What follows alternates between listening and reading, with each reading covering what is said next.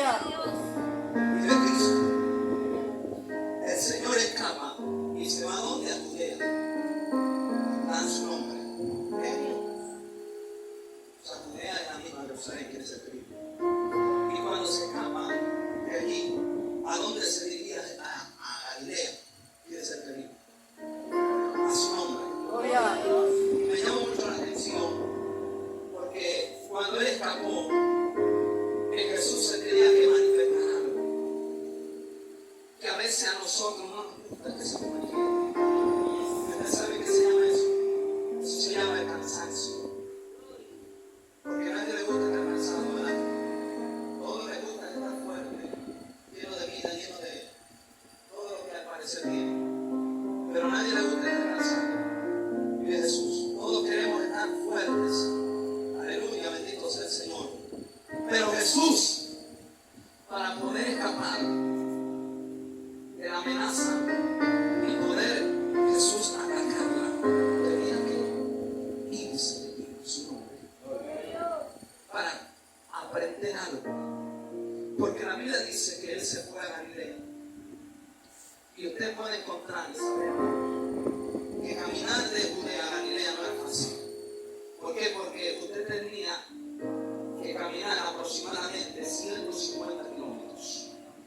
Esto equivale de que 150 kilómetros tiene representación de 5 días o hasta 4 días de camino. Pero me llama la atención porque probablemente o específicamente fueron 5 días que Cristo caminó para llegar a donde? A Galilea. Quiere ser que vive. Cuando nos damos a entender, la Biblia dice que cuando él camina, su nombre, y se va, dice que llegó a un lugar llamado Sicar, que también se conoce como Siquem, su nombre. Sicar era una antigua ciudad o un antiguo lugar donde había un pozo que al parecer estaba en nombre de Jacob, uno de los patriarcas del antiguo Israel. Pero lo que me agrada es que ese pozo era un sistema judío y era una forma de en ese lugar rendir adoración y rendir tributo a Dios. Pero lo que me impacta de esta escena es que cuando Jesús está caminando y camina, decide llegar a ese lugar. Y cuando llegó a ese lugar me agrada mucho porque la Biblia dice que no llegó en la noche, sino que dice que llegó a la hora sexta del día. Esto de entender que era mediodía, mucho sol, mucha fatiga, mucho cansancio. Y Jesús, aún caminando 5 días, tuvo la voluntad de llegar. Pero yo preguntaba a Dios y yo decía: Señor, ¿por qué este hijo tuyo Jesús no llegó directo al lugar, sino que llegó al pozo y se detuvo allí a esperar? Porque lo que me impacta es que llegó al lugar donde se adoraba al parecer a Dios y donde se dice que venían las personas para buscar ¿qué? Agua para alimentarse. Pero Jesús, cuando llegó a esa calle o a ese lugar, dice que cansado se llegó y se sentó. La Biblia dice en el versículo 6 que los discípulos salieron a donde a comprar comida. Yo digo que fácil es salir cuando tu maestro está cansado. Yo digo que fácil es salir cuando tu maestro está allí en el pozo esperando que alguien le brinde agua. Pero resulta que Dios sabe lo que hace, porque las invitaciones de Dios no son entendidas para todos. Yo vengo a decirle que en esta noche usted fue invitado a este culto, usted fue convocado, pero la pregunta es que si usted está dispuesto a darle un regalo al que le invitó. Porque aquí no se invitó por causa de una carta, aquí se invitó porque hay una información y algo espiritual que Dios te quiere enseñar. La pregunta es que los regalos tienen sorpresa, que a veces son desagradables y a veces son buenos. El asunto es que cómo va a ser tu regalo, el cual Dios te va a dar en esta noche. ¿Por qué le digo esto? Porque como leemos el capítulo 3, el pueblo judío venía bajo una corriente, venía bajo un poder, algo que los tenía día a día desahuciados. Pero me llama la atención porque la forma de Dios tratar es que Dios siempre va a tocar no lo que está fuerte, sino lo que está débil. Y algo que me agrada es que había una forma espiritual que estaba con controlando y dominando como en esta época. Usted tiene que saber, amado, que estamos en una época donde nadie tiene excusa, donde nadie tiene que decir que no se le predicó, donde nadie tiene que decir que no se le habló del Espíritu Santo, donde nadie tiene evidencia de decir que no conoce a Jesús, sino que esto es necesario. ¿Por qué? Porque ellos sabían, ellos entendían que venía un Mesías, pero el Mesías estaba en ellos, el Mesías moraba en ellos, pero resulta que hubo una solución para él revelarse y presentarse a una tierra que estaba en guerra con su propia tierra, campal entre dos razas, los samaritanos y los judíos. Lo que me agrada es que cuando Jesús llegó al pozo, Jesús llegó cansado. Algo que me impacta es que hay un sistema en el cerebro que se llama el hipotálamo. El hipotálamo se dice que es la forma funcional y desarrollada que el cerebro tiene para captar y para representar y manifestar algo en el cuerpo que se llama la sed. Lo que me agrada es que la sed es la forma intencional que el mismo cuerpo despierta para que la persona pueda sobrevivir. ¿Qué quiero decir con esto? Que la sed que Cristo tuvo y el cansancio que se apodera de él era la armadura y la forma de contrarrestar lo espiritual que iba a tomar control en su vida. ¿Por qué? Porque la forma de Cristo llegar a ese lugar era a través de estar cansado, era a través de estar, bendita sea la gloria, con una sed terrible. ¿Qué persona va a llegar al destino de Dios teniendo vacío su cántaro, teniendo vacío su alma? ¿Qué persona va a llegar a donde Dios le dijo que fuera teniendo la sed de la sed? O sea, algo fuerte, terrible.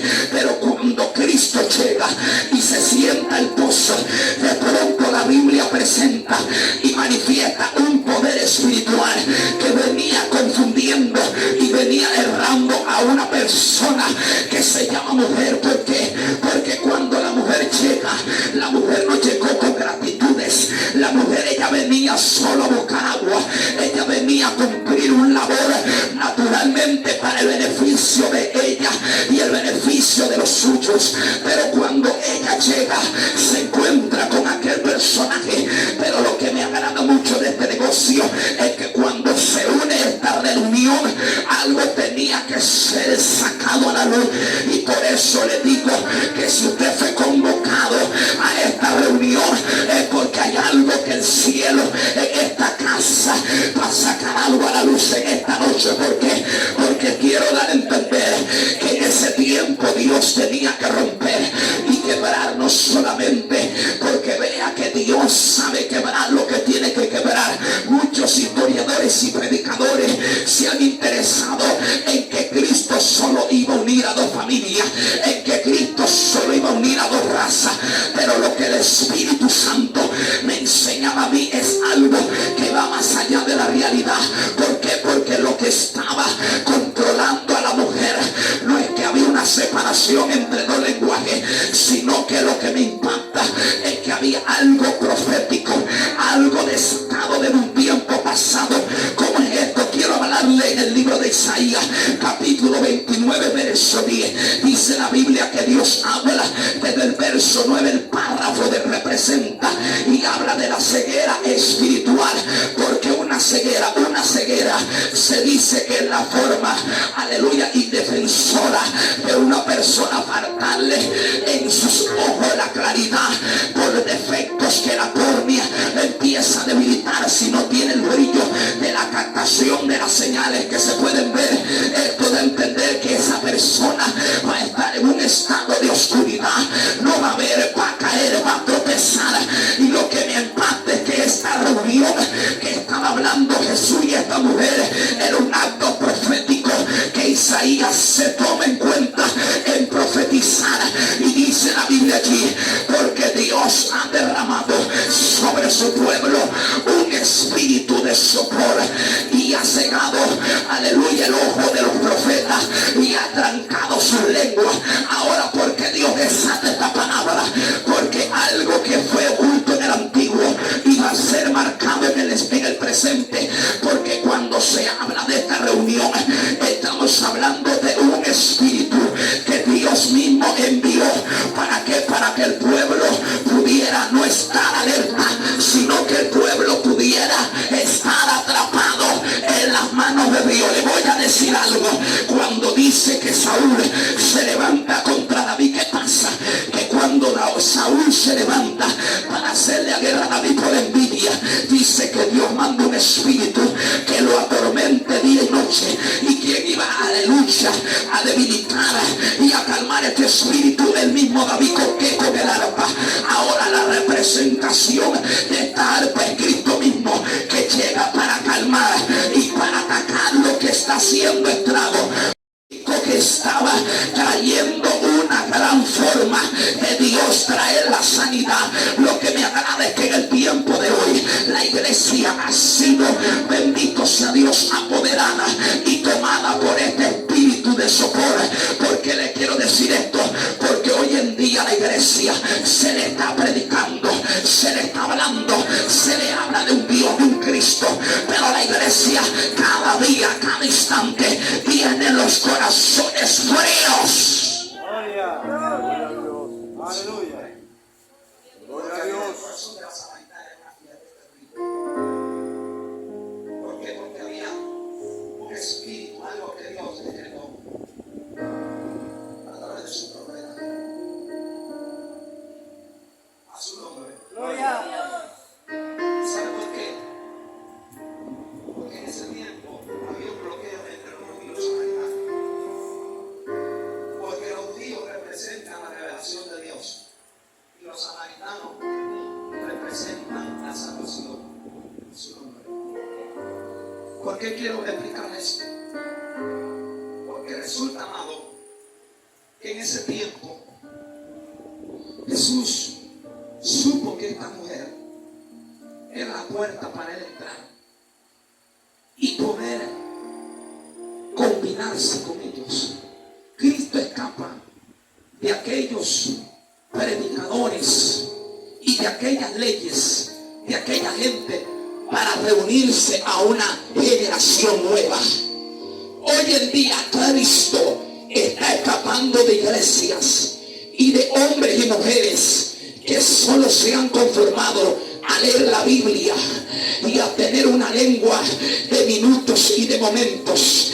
Cristo está escapando de iglesias que no están en el acorde y en la combinación del poder, porque algo que me agrada, amados, es que la reunión que Cristo quería tener con esta mujer era la forma de Jesús poder despertar y abrir el sentido muerto de aquel pueblo.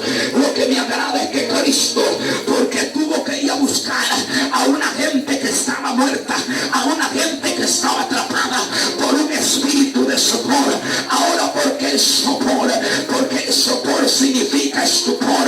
Lo que me agrada, amado, es que este espíritu es una señal que Dios ha desatado en esta época, porque ese espíritu es la forma de juicio para Dios prepararnos, para Dios meterlo en guerra, para Dios meterlo en la verdadera realidad espiritual, y esperemos la verdadera revelación de su gloria. Porque usted cree que en esta época cada día la iglesia está apática, cada día la iglesia está muerta, cada día la iglesia está debilitada, cada día la iglesia está perdiendo fuerza,